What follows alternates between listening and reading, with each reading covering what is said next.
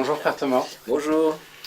Tu es depuis 9 mois prieur général de la communauté. Ouais, pratiquement, oui. Voilà, le troisième prieur général après le père Philippe qui a été le fondateur, Voilà. après le père Jean-Pierre-Marie qui est Ouais. resté quelques années comme prieur général. Ouais, 9 ans. Et te voilà maintenant. Plus que quelques années. Voilà. 9 ans.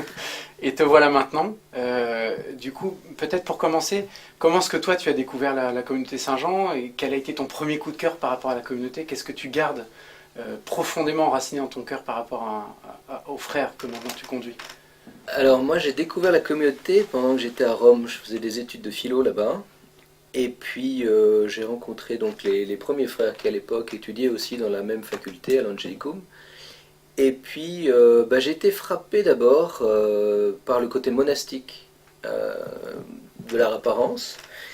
Et puis, dès que j'ai parlé avec eux, de voir qu'ils correspondaient assez à ce que j'attendais, au fond, un grand enracinement monastique et en même temps l'annonce de l'évangile. Et puis en parlant avec eux, je me souviens qu'il y en a un qui m'a raconté que dans la montagne, il y avait des ermitages. Ça m'a attiré, je ne sais pas trop pourquoi, parce que j'ai pas eu ensuite particulièrement de vocation d'ermite. Mais mon premier amour, disons, ça a été pour la vie érémitique vécue dans la communauté Saint-Jean. C'était un aspect monastique quand même très particulier, parce qu'en même temps ils étaient dans une Et en université, même temps, ils étaient d'un dans côté il y ils avait allaient un dans des côté un peu ermitages. décalé, Ouais. euh, qui peut faire sourire les moines cloîtrés en disant Ouais. ouais, des moines. Mais ça m'a attiré confusément, sans trop comprendre pourquoi. Et puis après, je me suis dit Saint-Jean. Au fond, Saint-Jean, c'est celui qui a reçu la très sainte Vierge Marie chez lui. C'est celui qui a reposé la tête sur le cœur de Jésus.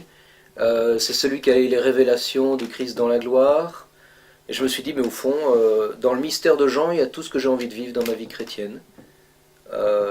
Et donc ensuite, cheminer, puis ça s'est précisé. Le Seigneur m'a conduit là.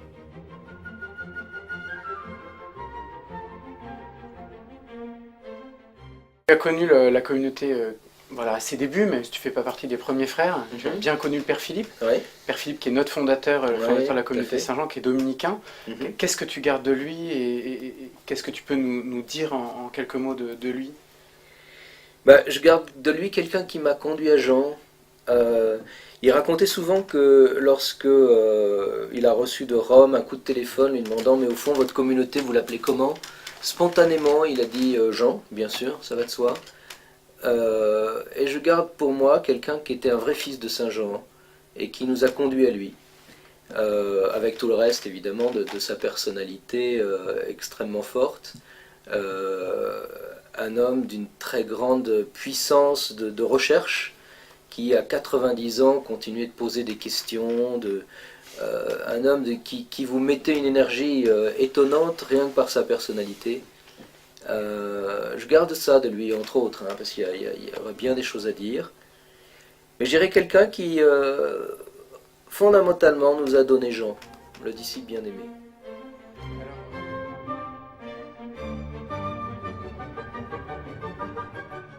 Alors, au travers de ces quelques mots, on commence à voir un petit peu quel est l'esprit de la communauté, et justement, quel est le charisme de la communauté, quelle est son identité dans l'Église, et en quoi elle répond justement à un besoin dans l'Église aujourd'hui. Alors, on aurait souvent, certainement entre frères, beaucoup de réponses. Une qui me frappe, c'est celle qui fait partie de notre charte de formation, où le père Philippe disait les frères de Saint Jean veulent être dans le monde d'aujourd'hui ce que Saint Jean a été pour Jésus. Et est-ce que d'un côté, ça peut pas sembler un peu orgueilleux quelque part Ah ben c'est énorme, oui, c'est bien trop grand pour nous. Mais c'est aussi tout simplement prendre au sérieux le fait que quelque part on a été accepté comme communauté Saint-Jean et nous aimons dire Saint-Jean notre Père Saint-Jean. Au fond, c'est l'idée de mettre nos pas dans les pas de Saint-Jean pour suivre Jésus comme Jean l'a suivi, donc de façon très particulière, comme le disciple bien-aimé, comme celui euh, qui a contemplé le Verbe de Dieu et qui nous a témoigné de cette vie qu'il a découvert en Jésus.